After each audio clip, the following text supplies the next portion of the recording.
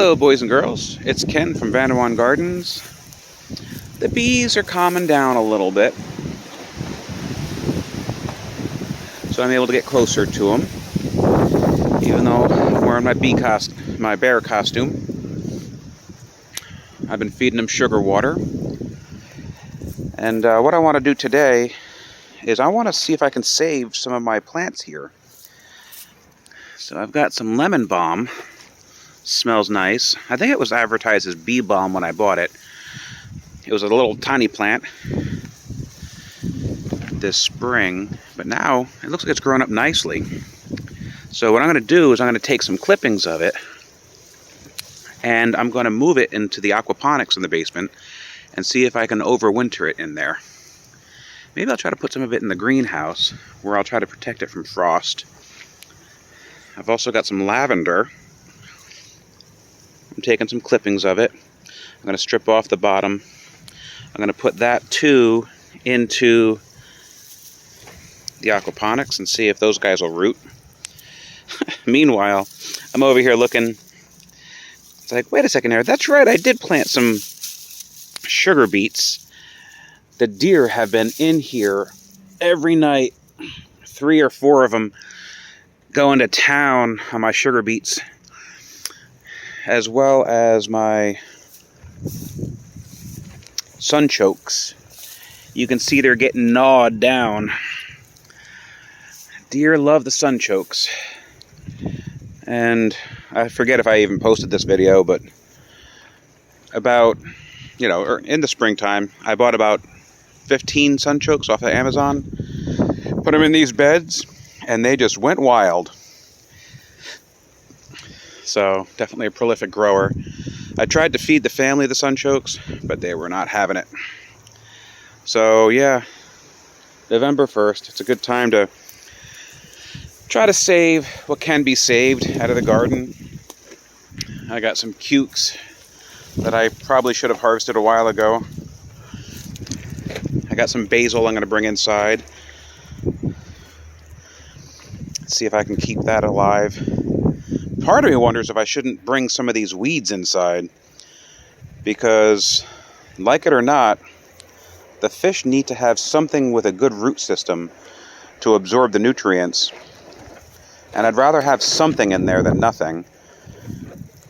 And unfortunately, the Jerusalem artichokes that I put in there, I guess they got played out, and now that they're gone, the fish are having a hard time, so I gotta swap out my water a couple of times a week.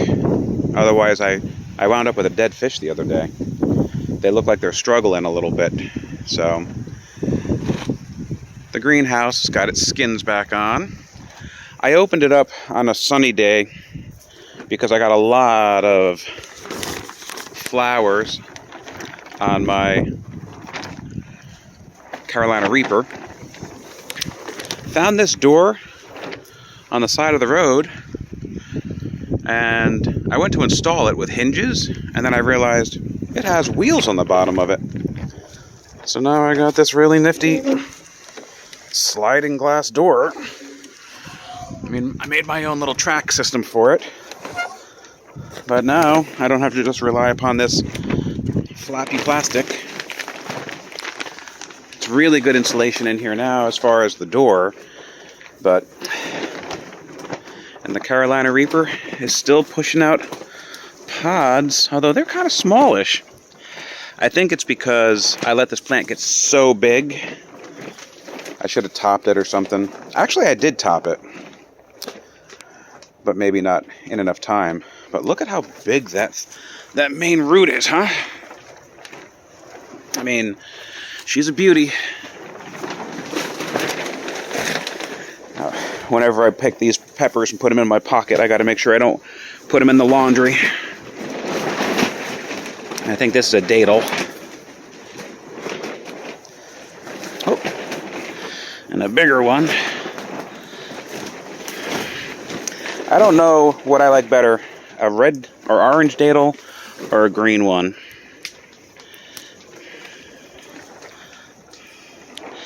And then this, I think it's a red habanero, but it's bumpy.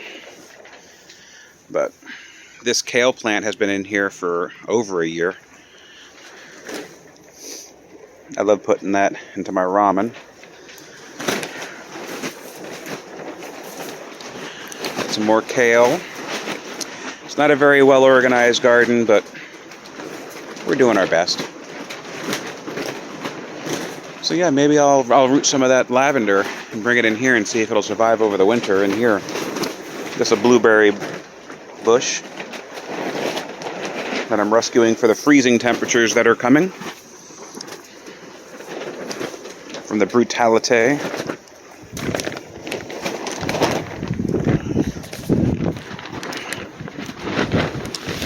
This door is much easier to close than my previous door, and it gives a much better seal. Although you can see how crooked I made this door frame. Let's see what's going on back here. The mushrooms have not sprouted yet, although I think I see some activity here. Some fungus. But I'm hoping I'm going to get some big old lion's mane and shiitake mushrooms. And I forget what the other one was. Oysters, I think. I got 3 different varieties over here. So yeah, this is my back area here. Oh, my ladder decided to slide for some darn reason. So anyway, this is what the garden looks like in November 1st. These wasps are going after the sugar water I made for the bees. I ended up making an extra jar. So, because they were so interested in it, I decided to give them their own little jar of sugar water.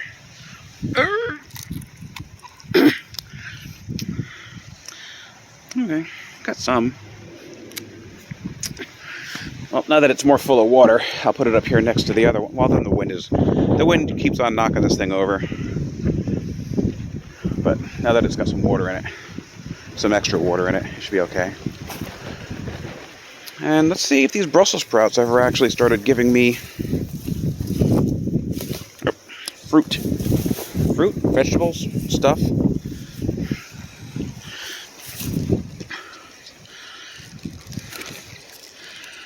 I mean, I think this is Brussels sprouts. I don't know how to make them Brussels, but they certainly are sprouted. But anyway,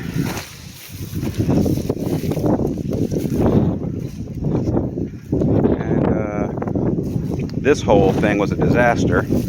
I planted all sorts of good stuff in here, all sorts of sugar beets, but the weeds took it way over. What